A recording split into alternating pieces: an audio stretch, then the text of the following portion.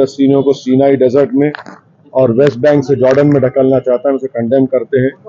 और हमने government of India से ये डिमांड किया है कि 1987 में भी जब जाफना का ब्लॉकेड हुआ था तो इंडिया ने बड़े ट्रांसपोर्ट प्लेन्स के ज़रिए श्रीलंकन स्पेस में जाकर वहाँ से खाना, मेडिकल इक्विपमेंट 10 मिलियन लोगों को दिया।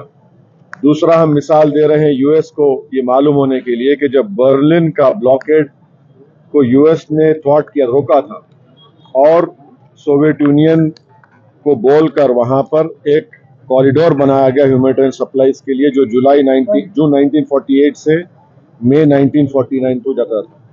तो अब ये जितना भी गाजा में हो रहा है, जिसमें 5,087 लोगों की मौत हुई है, जिसमें 2005 बच्चे मारे गए इजराइल की तरफ से, 1,119 महिलाओं की हत्या की गई, 187 एल्डरली लोगों की हत्या हुई, 15,898 लोगों की इंजर्ड हुई है। हम साथ ही साथ ये हमास से भी डिमांड करते हैं कि वो महिलाओं को और जो ज़ईफ़ लोग हैं उनको छोड़ें। हम इजराइल से डिमांड करते हैं कि जो 6,000 फ़लस्तीनी जेल में हैं उनको रिहा करें, और आज भी इजराइल के जेलों में 1,000 से ज़्यादा मासूम बच्चे हैं, इजराइल उनको छोड़े। ये प्रोटेस्ट मीटिंग में इन तमाम चीज़ों को डिस्कस किया गया। एड भेज रहा है। देखिए, एड इंडिया भिजा रहा है, मगर इजराइल ये कह रहा है कि हम एड अलाउ नहीं करेंगे। हाँ, जाफना, हम जो है राफा से, इजिप्ट से राफा से गाजा में एड भिजाने की बात कर रहे हैं, हमारे प्लेन्स भी चले गए हैं, मगर और हम प्राइम मिनिस्टर नरेंद्र मोदी से डिमांड करते हैं कि वो पहले सीज फायर कराए, वहां पर गाजा में फायर कराए, गाजा में एक ह्यूमैनिटेरियन कॉरिडोर को खोला जाए।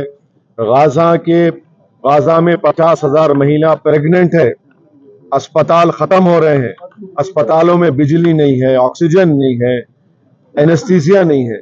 तो हम हमारे देश के प्रधानमंत्री से ये अपील करते हैं, डिमांड करते हैं कि वो इजराइल पर, बल्कि हमारे प्रधानमंत्री G20 के भी अब हमारे पास प्रेसिडेंसी है, तो हम जब यूक्रेन पर हमले का कंडेम करते हैं तो ये भी हमला कंडेम करके वहां पे ह्यूमैनिटेरियन एक कॉरिडोर खोलना चाहिए, ताकि गाजा की जनता को ह्यूमैनिटेरियन रिलीफ मिल सके। हम उम्मीद करते हैं कि हमारे देश के प्रधानमंत्री ये बात इजराइल को करेंगे और इसका एक कॉरिडोर खुलवाएंगे, और एड की जरूरत है वहां पर।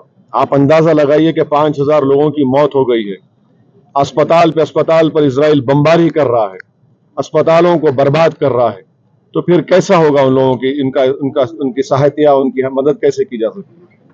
सर, एक और एड के साथ आज प्रधानमंत्री ने भी कई देशों के हेड से बात की है। G20 की भी जिम्मेदारी है। जिस तरह G20 में हमने एक जॉइंट कम्युनिके, बोलिए जॉइंट स्टेटमेंट हमने जारी किया, जिसमें हमने कंडेम किया था कि किसी भी कंट्री पर इन्वेजन का, ये ऑक्यूपाइड टेरिटरीज हैं। इजराइल रेजोल्यूशन नंबर 242 को नहीं मानता है, 242 रेजोल्यूशन को मानना चाहिए। इजराइल ये ट्रांसफर पॉलिसी के तहत अपने गाजा के फलस्तीनियों को सिनाई डेजर्ट में ढकेलना चाहता है, और वेस्ट बैंक के फलस्तीनियों को जॉर्डन में ढकेलने का इनका प्लान है। ये जेनोसाइड कर रहा है इजराइल गाजा में। देश के प्रधानमंत्री को एज ए G20 के हेड की भी उन पर एक एडिशनल जिम्मेदारी है कि वो सीज फायर करवाए और वहां पर एक ह्यूमैनिटेरियन कॉरिडोर खुलवाए, ताकि फलस्तीनियों को उनको राहत मिल सके, उनकी जान बचाई जा सके। और मैक्सिमम बच्चे मर रहे हैं, आप अंदाजा लगाइए कि 2,000 बच्चे मर चुके हैं। इससे बड़ा बर्बरियत क्या हो सकती है? क्यों सारी दुनिया खामोश बैठी हुई है? क्यों सारी दुनिया सिर्फ इजराइल की ऑक्यूपायर एज अ फोर्स की बात कर रही है? क्यों फलस्तीनियों की बात क्यों नहीं कर रही है? ये बड़ी अफसोसनाक बात है। ये उनकी ड्यूअल पॉलिसी है जो दुनिया के सामने लोग बेनकाब हो रहे हैं।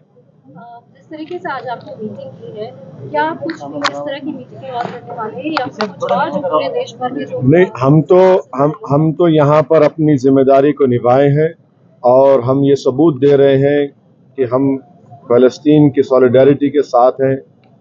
हम फ़लस्तीनियों पर जो जुल्म, जेनोसाइड उन पर हो रहा है इजराइल की तरफ से, उसका कंडेम करने के लिए हम जमा हुए हैं। हम आज के हमारे इस प्रोटेस्ट मीटिंग के जरिए हम देश के हमारे प्रधानमंत्री से भी ये डिमांड कर रहे हैं, अपील कर रहे हैं कि 1987 में जिस तरह जाफना में भारत के ट्रांसपोर्ट प्लेन्स ने इजराइल के एयर स्पेस में जाकर टेमिलियंस के लिए खाना और मेडिसिन फूड सप्लाईज को ड्रॉप किया, इसी तरीके से भारत के प्रधानमंत्री पर एक एडिशनल जिम्मेदारी G20 के हेड की भी है कि वो इजराइल को बताए, सीज फायर करवाए और एक ह्यूमैनिटेरियन रिलीफ के लिए कॉरिडोर बनाया जाए। ये बहुत जरूरी है। ओके।